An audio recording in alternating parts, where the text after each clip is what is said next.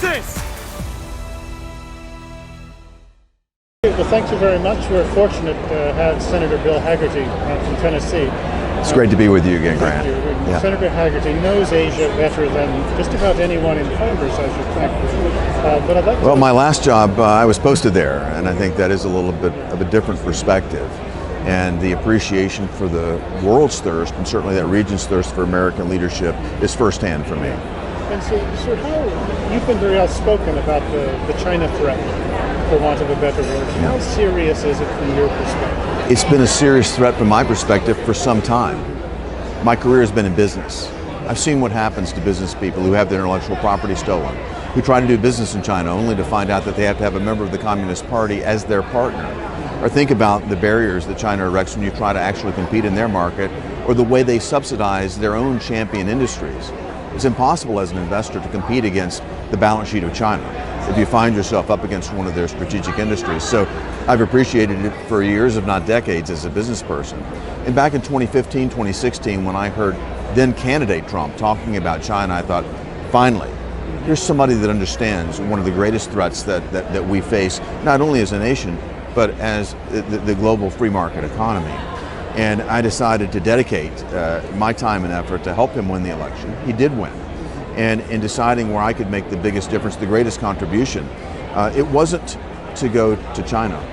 It was to go to Japan, because that's where we house the largest complement of U.S. military anywhere in the world. It's right there in Japan.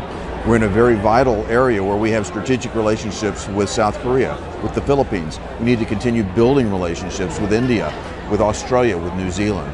I was in a wonderful position to do that, and I worked very hard to accomplish a strengthened relationship while I was there. Yes, sir. And from your position in Japan, I know you had a lot of dealings with South Korea. It was certainly on the radar screen. Yes, certainly.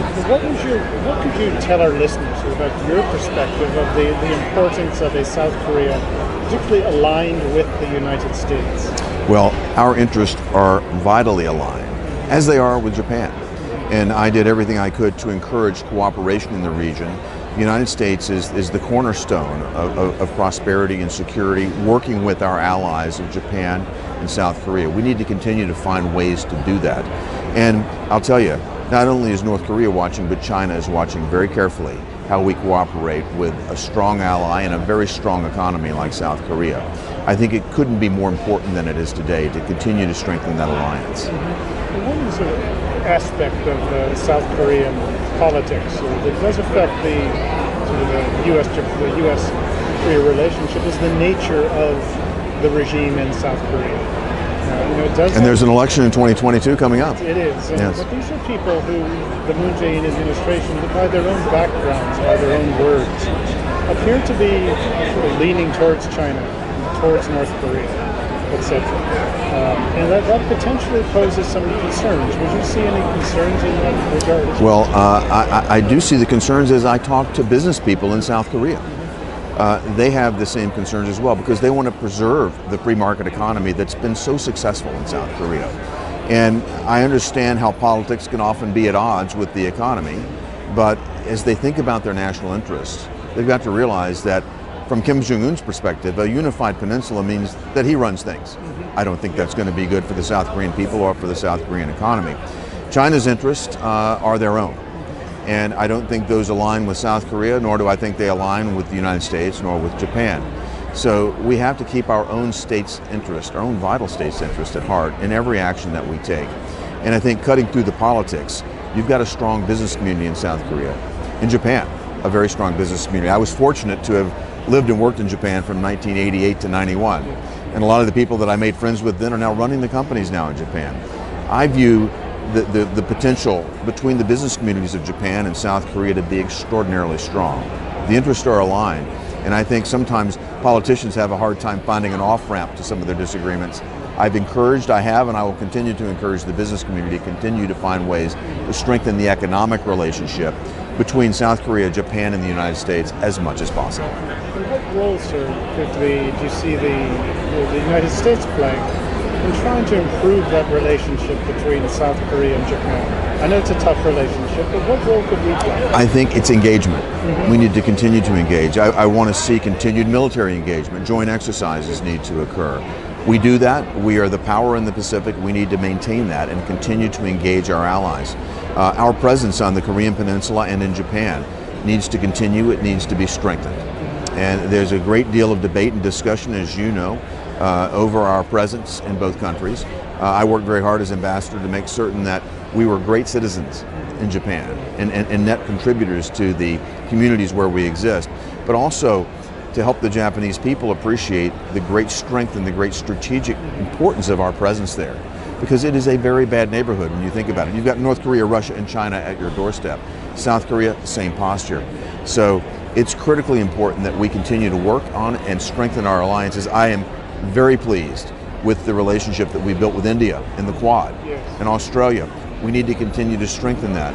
I think India's strategic interests also align with ours, and I would like to see Korea, South Korea, become more and more engaged in that sort of engagement. Thank you. And one last question, sir. I noticed that you've been very helpful in trying to strengthen what the U.S. is trying to do to really ward off Chinese influence. And a couple areas are involving fentanyl and also the threat to the U.S. dollar. I wonder if you could just explain to our listeners what you see that we need to do. Well, fentanyl is a scourge that's attacking our nation. This is something that we've seen in the past. You go back to the occupation forces that were in Japan after World War II. The North Koreans were running the illicit drug trade into Japan, trying to weaken our sailors and our servicemen, as well as the Japanese. The goal there was explicit. They wanted to weaken us.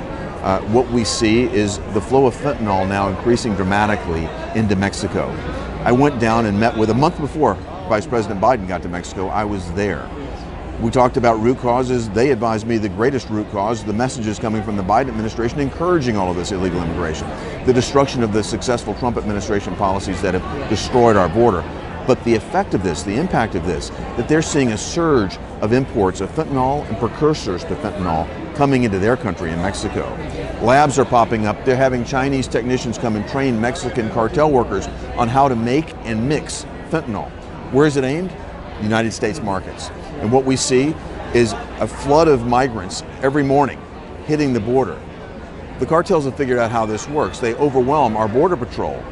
And as soon as our border patrol is overwhelmed, they go to another point in the border and ship more and more illegal drugs in. And as I talk to law enforcement agents in Tennessee, whether it's sheriffs, whether it's local police departments, they're telling me they've seen an inordinate increase in overdoses and deaths from fentanyl ever since the border collapsed in late January.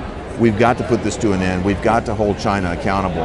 And this is having a devastating impact on our families. I warned from the beginning, the collapse of the border in late January, every town in America becomes a border town, and every town is now more vulnerable to the predatory practices of countries like China. Well, I think we're about out of time, sir, but I appreciate you stopping by. Thank you so much for the opportunity. Keep up the good work. We appreciate it, and thanks for your time. Keep pushing the conservative movement in South Korea. I'm so pleased to see the relationship with CPAC. I support this organization. The American Conservative Union does great work around the world, and I've been encouraging to continue to expand our reach because I know that we have like-minded souls all over the planet. Thank you. Great to be with you.